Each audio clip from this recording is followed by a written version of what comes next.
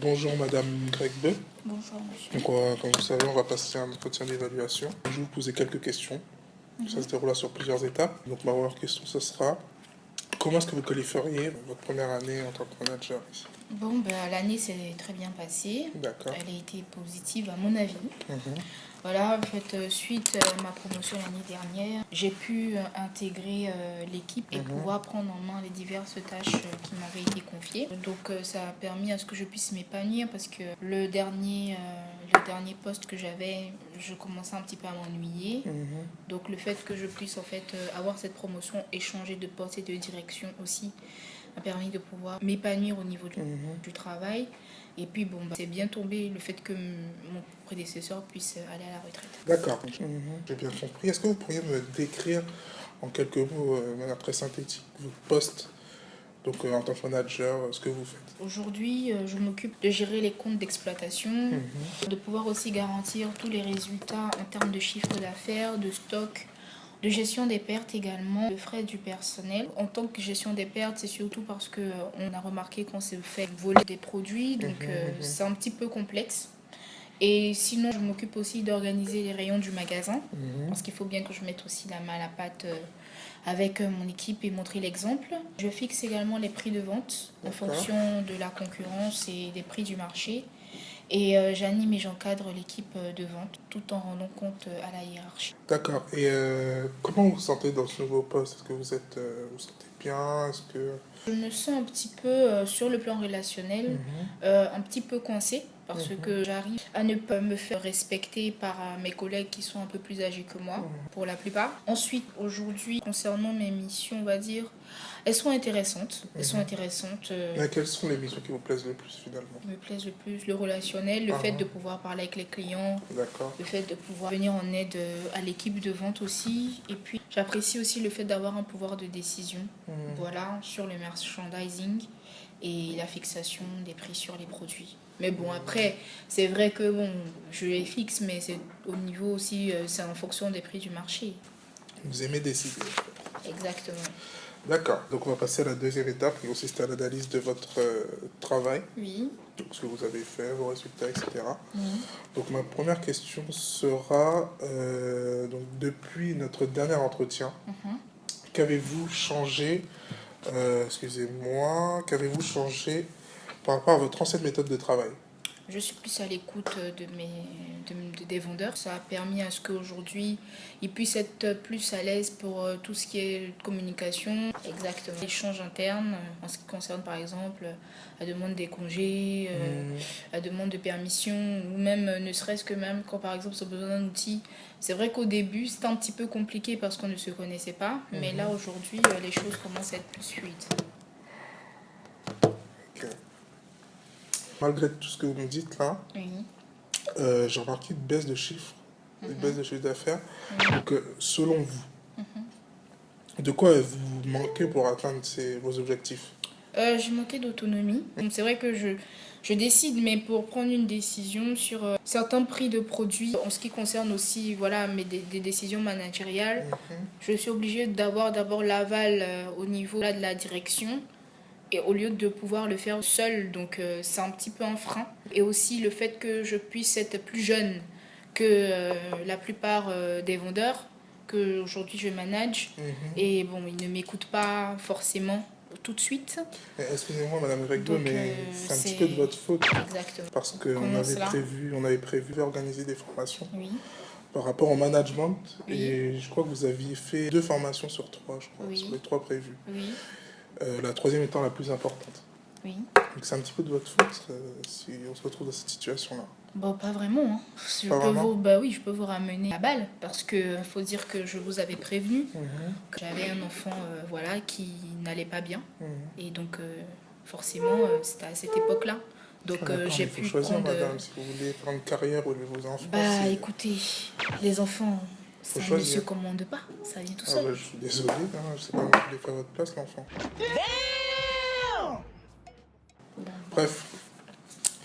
Donc on va passer à la troisième étape qui consiste à fixer des objectifs pour l'année qui suit. On va les fixer ensemble. Donc c'est plus moi qui vais vous donner les objectifs à atteindre. tant que responsable manager. On aura à se revoir dans le cadre d'une formation concernant la transmission de notre politique commerciale avec les nouveaux objectifs de vente à atteindre. Donc l'objectif est de 20% sur le chiffre d'affaires.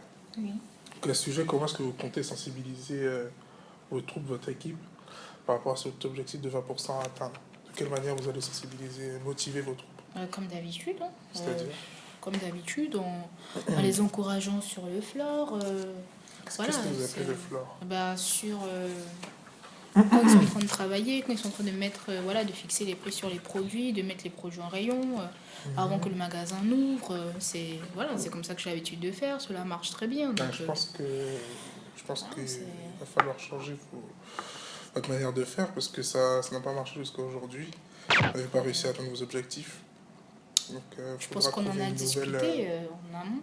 Parce que c'est soit penser à trouver une nouvelle manière de faire. Mais attendez, c'est soit il y a un problème au niveau, je sais pas moi, de la gestion, comme vous m'avez dit tout à l'heure. Et là, maintenant, vous me parlez de comment je sensibilise mon équipe.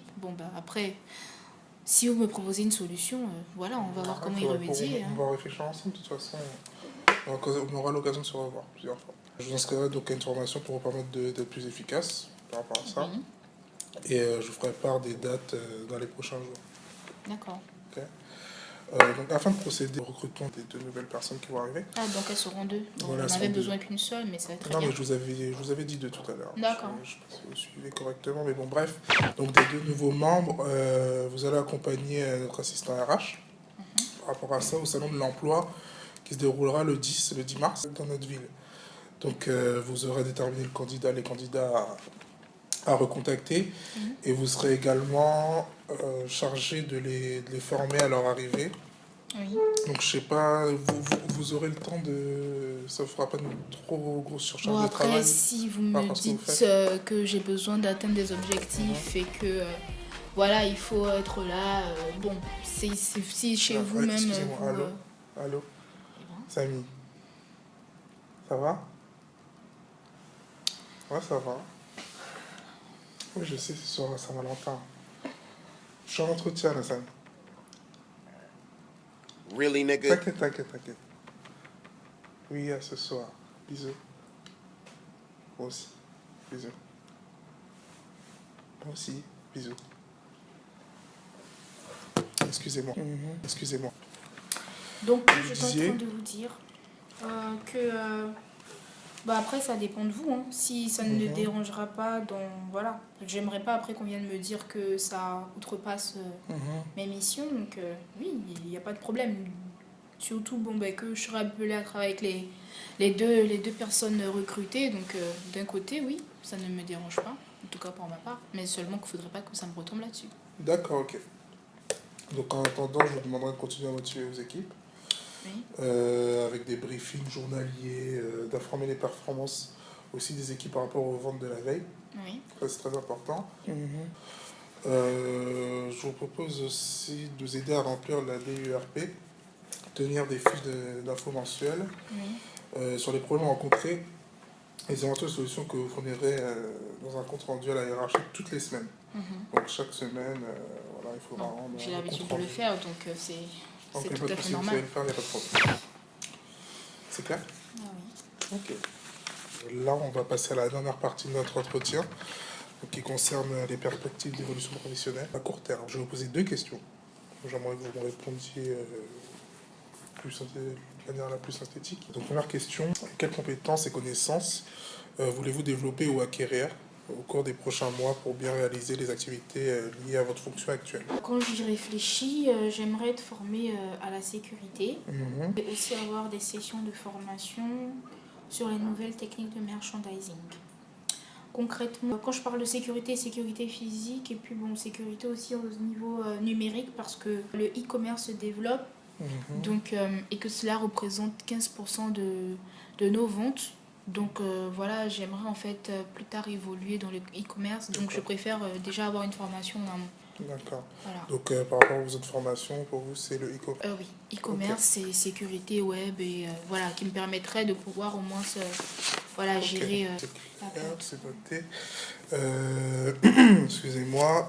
Comment est-ce que vous vous projetez à court terme? Donc dans un an, vous voyez comment, où Sur quel poste? Déjà, je me vois évoluer. Voilà, avec des nouvelles responsabilités. Et pourquoi pas pouvoir former en fait d'autres collaborateurs. C'est-à-dire, au lieu que les vendeurs aillent en centre de formation directement, que je puisse voilà, les former sur le terrain. D'accord. Intéressant, c'est ce qu'on a vu tout à l'heure aussi un petit peu. Concrètement, vous voulez avoir plus de responsabilités. Oui. C'est ça. Et faire un peu plus de formation. Mais en parlant de responsabilité, bon, qui parle de responsabilité, on parle de salaire aussi, mais bon, je pense qu'on en parlera un peu plus tard. D'accord, oui, on en parlera un peu plus tard. Pour l'instant, on voit dans un premier ordre ce que vous voulez, ce qu'on veut ensemble.